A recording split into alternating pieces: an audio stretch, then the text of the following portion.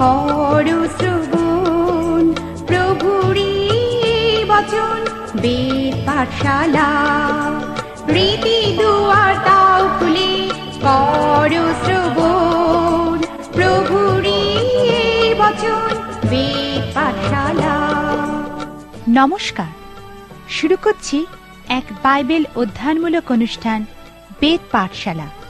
এই অনুষ্ঠানের মাধ্যমে আপনি জানতে পারবেন ঈশ্বরের বাক্য পবিত্র বাইবেলের নিগূঢ় তত্ত্ব।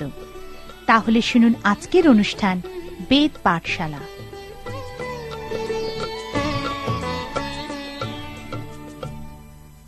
প্রিয় শ্রোতা বন্ধু, বেদ পাঠশালা অনুষ্ঠানে আপনাকে স্বাগত জানাই। এই অনুষ্ঠানে আমরা দেখেছি যে সাধু যাকব আমাদের জীবনের গুরুত্বপূর্ণ বিষয়গুলির উৎসের সম্বন্ধে বিশেষ আগ্রহী। বিভিন্ন পরীক্ষা এবং পাপের প্রতি প্রলোভনের বিষয়ে কিছু সুগভীর সত্যের বিষয়ে বলার পর সাধু যাকব আমাদেরকে বিভিন্ন জিনিসের উপরিতলের বিষয়ে খুব সুন্দর উপদেশ দিয়েছেন। যীশু খ্রিস্টের মতো সাধু যাকবও কোন বিষয়ের উপরিতলের থেকে তার উৎসের বিষয়েই বেশি আগ্রহী ছিলেন। সাধু যাকবের পর সত্য ধর্ম ও মিথ্যা ধর্মের বিষয়ে বলেছেন। তিনি বলেছেন, যে মানুষ নিজেকে ধার্মিক বলেন কিন্তু অসহায় বিধবা বা অনাথ শিশুদেরকে তাদের বিভিন্ন কষ্টের সময় দেখা করে না, সেই মানুষের ধর্ম মিথ্যা। সাধু যাকবের মত অনুযায়ী একজন বিধবা বা একজন অনাথ হওয়া প্রকৃতই শারীরিক ও মানসিক ক্লেশদায়ী বিষয়। আজকের দিনে বিবাহ বিচ্ছেদ মহামারীর আকার ধারণ করেছে এবং এই বিচ্ছেদের ফলে সৃষ্ট বিধবা বা অনাথদেরকে প্রত্যাখ্যানজনিত ভয়ঙ্কর ব্যথায় ভুগতে হচ্ছে। এই অবস্থাকে খ্রিস্টের মণ্ডলীর ফসল কাটার জন্য প্রস্তুত শস্যক্ষেত্র রূপে দেখা উচিত। একজন প্রচারক বলেছিলেন যে তিনি একবার একটা অনাথ আশ্রমে গেছিলেন এবং অনাথ শিশুদের সঙ্গে কিছুক্ষণ সময় কাটিয়েছিলেন। সেই সময় একজন শিশু তাকে বলেছিল, আপনি কি বাড়িতে বাস করেন?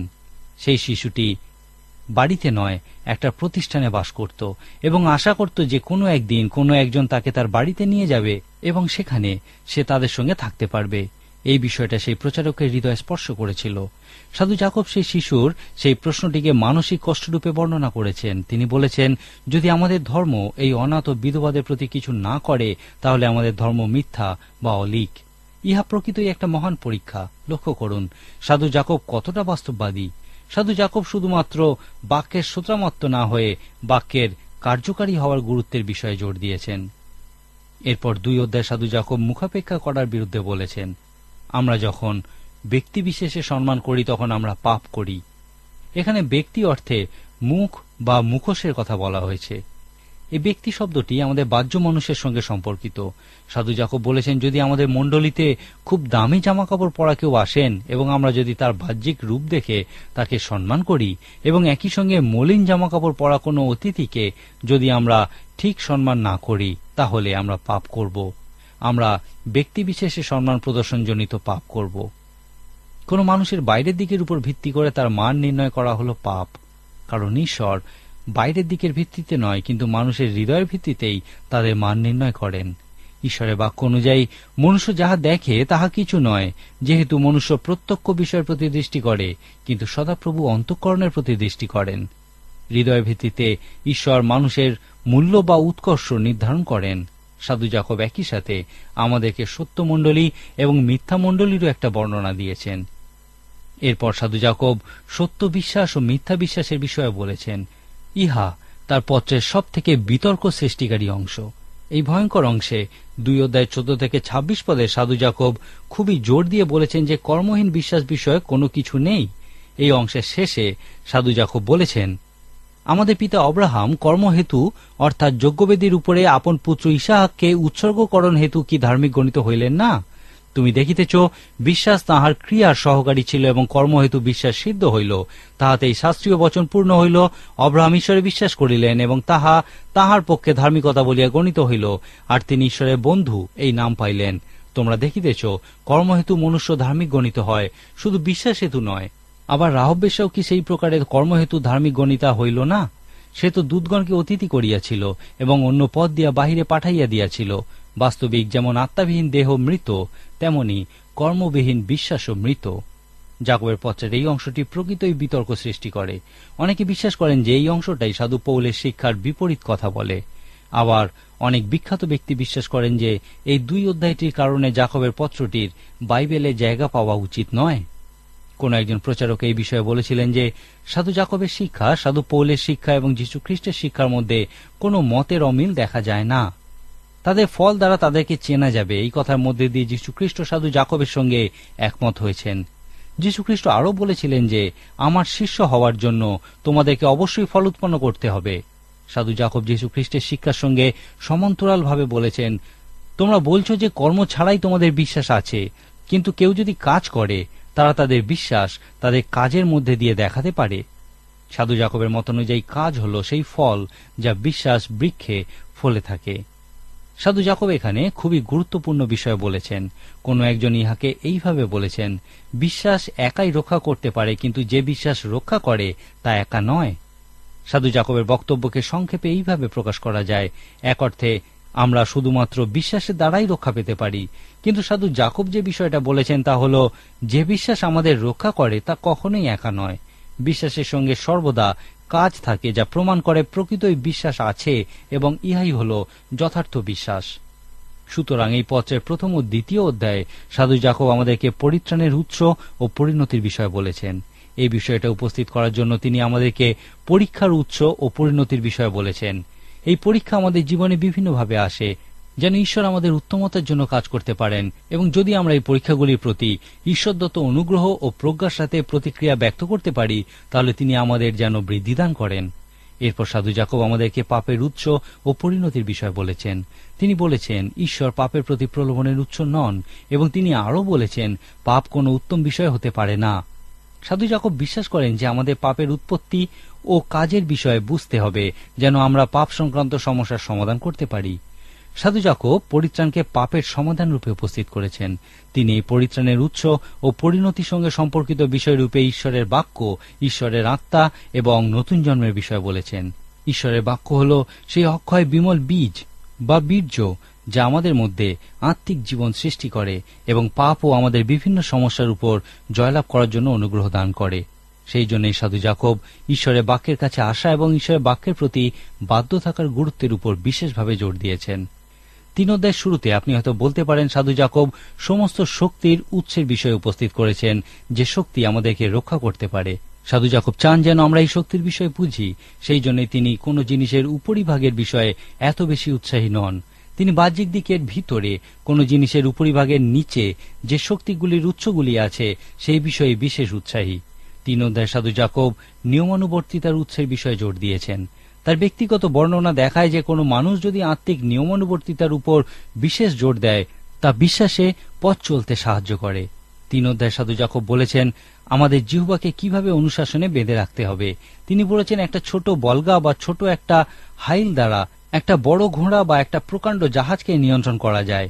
একইভাবে জিহ্বা দ্বারা মানুষের সমস্ত জীবনকে নিয়ন্ত্রণ করা যায়। সাধু জাকব বলেছেন আমাদের জিহ্বাকে নিয়ন্ত্রণে রাখার মধ্যে দিয়ে আমরা নিজেদেরকে নিয়মানুবর্তী বা নিয়ন্ত্রণে রাখতে পারি। তার মত অনুযায়ী মৃদুতার প্রজ্ঞা বোঝার মধ্যে দিয়েই আমরা জিহ্বাকে নিয়ন্ত্রণে রাখতে পারি।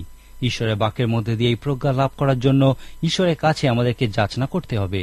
এক্ষেত্রে গুরুত্বপূর্ণ বিষয়টি হল ঈশ্বরের বাক্যের মধ্যে দিয়ে আমাদের কাছে যে প্রজ্ঞা আসে তা আমাদের মৃদুতার সঙ্গে গ্রহণ করতে হবে। আমি নিশ্চিত যে আপনার মনে আছে এই মৃদুতার অর্থ হচ্ছে বলগা দ্বারা বশীভূত হওয়া। একটা ঘোড়া বলগা দ্বারা বশীভূত হওয়ার আগে সে একটা শক্তিশালী বন্য প্রাণীরূপে বিচরণ করে, কিন্তু যখন তাকে বলগা দ্বারা বশীভূত করা হয় তখন সে দুর্বল হয়ে পড়ে না, সে তখনও সমান শক্তিশালীই থাকে। অতএব মৃদুতার প্রজ্ঞা কথার অর্থ হল আপনি ঈশ্বরের কাছ থেকে প্রজ্ঞা লাভ করেছেন, কিন্তু এই প্রজ্ঞা লাভ করে আপনি পবিত্র আত্মার কাছে সেই অনুশাসনে যাচনা করছেন যেন আপনি সেই প্রজ্ঞা ব্যবহার করতে পারেন এবং সেই অনুশাসন সর্বতোভাবে স্বীকার করতে পারেন। অন্য কথায় বলা যায় আপনি ঈশ্বরের বাক্যের প্রজ্ঞার নিয়ন্ত্রণে আপনার জীবন আনতে চান যখন ঈশ্বর আপনার কাছে তাঁর প্রজ্ঞা প্রকাশ করেন, যেমন একজন প্রশিক্ষকের কাছে কোনো ঘোড়া বশীভূত হয়। এই বিষয়টাই সাধু জাকবকে প্রজ্ঞার বিষয়ে আলোচনার দিকে নিয়ে গেছে। তিনি প্রজ্ঞার উৎপত্তির বিষয়ে বলেছেন এবং তিনি 2 ধরনের প্রজ্ঞার বিষয়ে বলেছেন। একটির বিষয়ে তিনি বলেছেন সেই জ্ঞান এমন নয় যাহা উপর হইতে নামিয়া আইসে, বরং তাহা পার্থিব, প্রাণিক, পৈশাচিক। কেননা যেখানে ঈর্ষা ও প্রতিযোগিতা সেইখানে অস্থিরতা ও সমুদয় দুষ্কর্ম থাকে। কিন্তু তারপর আরেক ধরনের প্রজ্ঞা বা জ্ঞানের বিষয়ে তিনি বলেছেন কিন্তু যে জ্ঞান উপর হইতে আইসে তাহা প্রথমে সূচি, পরে শান্তিপ্রিয়, ক্ষান্ত, সহজে অনুনীত, দয়া ও উত্তম উত্তম ফলে পরিপূর্ণ, ভেদাভেদবিহীন ও নিষ্কপট। সুতরাং সাধু যাকব দুই ধরনের জ্ঞানের বিষয় বলেছেন, একটি ঈশ্বর থেকে আসে কিন্তু অপরটি শয়তানের থেকে আসে। এরপর সাধু যাকব ঈশ্বর থেকে যে জ্ঞান আসে সেই বিষয়ে কিছু বলেছেন। তিনি বলেছেন আমাদের জীবন উদ্যানে দুই ধরনের প্রজ্ঞা রোপণ করা যায়। তিনি লিখেছেন, আর যাহারা শান্তি আচরণ করে তাহাদের জন্য শান্তিতে ধার্মিকতা ফলের বীজ বপন করা যায়। ইহা শুধুমাত্র সাধু যাকব বলেননি, কিন্তু সমগ্র বাইবেলেই এই বিষয়টা আমরা দেখতে পাই। কিভাবে আপনার জীবনে ঊর্ধ্ব থেকে যে জ্ঞান আসে তা সাধু যাকব যে বিষয়গুলির বর্ণনা করেছেন তার মধ্যে দিয়ে প্রকাশ পায়, বা কিভাবে আপনি আপনার জীবনে সেই অন্য ধরনের জ্ঞান বেরিয়ে আসতে দেখেন। এই প্রশ্নের উত্তর হল, ইহা কোনো দুর্ঘটনা বা সমাপতনজনিত ঘটনা নয়। সাধু যাকব এই প্রশ্নের উত্তর রূপে বলেছেন যে আমাদের জীবন হল আমাদের কর্মের ফল। আমাদের জীবন উদ্যানে আমরা প্রতিনিয়ত এই দুই ধরনের প্রজ্ঞার বীজই বপন করে চলেছি। এই প্রসঙ্গে সাধু যাকব চেয়েছেন যেন আমরা সেই সমস্ত শক্তির উৎসের বিষয়ে বুঝি যা আমাদের আবেগ নিয়ন্ত্রণ করে। যেমন সাধু যাকব লিখেছেন, মানুষের ক্রোধ কখনোই ঈশ্বরের ধার্মিকতার কাজ করে না। যখনই আপনি ক্রোধ করেন তখন ঈশ্বরের ইচ্ছা ও কাজ সম্পাদনের থেকে দূরে সরে যান। এই পত্রটি জুড়েই সাধু যাকব চেয়েছেন যেন আমরা সেই শক্তির উৎসের বিষয়ে বুঝি যা আমাদের জীবন নিয়ন্ত্রণ করে। হয়তো এই শক্তিগুলি আপনাকে নিচে নামিয়ে আনতে চাইছে, পাপের প্রতি প্রলোভিত করতে চাইছে, যেন আপনি তার ফল ভোগ করেন। এবং অবশ্যই ইহা ঈশ্বর থেকে আসে না। পাপের সম্মুখীন কিভাবে হতে হয় আপনার তা জানা উচিত। আপনার জানার প্রয়োজন আছে যে কিভাবে পাপ সংক্রান্ত সমস্যার সমাধান করতে হয়। এই সমস্যার সমাধান ঈশ্বরের কাছেই খুঁজে পাওয়া যায়। আপনি ঈশ্বরের বাক্যের মধ্যে দিয়ে তাঁর সঙ্গে সম্পর্কিত হতে পারেন এবং ইহা আপনাকে সেই সমস্ত শক্তির উপর জয়লাভ করতে সাহায্য করবে যা আপনার আত্মিক জীবন ধ্বংস করে।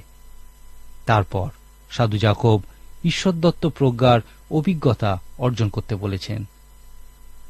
এখন আপনার জীবন উদ্যানে আপনি কি রোপণ করছেন? আপনি কি ঈশ্বরীয় জ্ঞানের বীজ না জাগতিক জ্ঞানের বীজ রোপণ করছেন?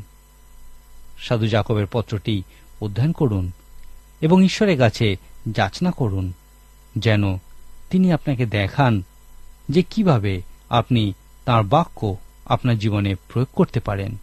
আমাদের সঙ্গে যোগাযোগ করুন, আমরা আপনাকে এই বিষয়ে আরও সাহায্য করতে পারি।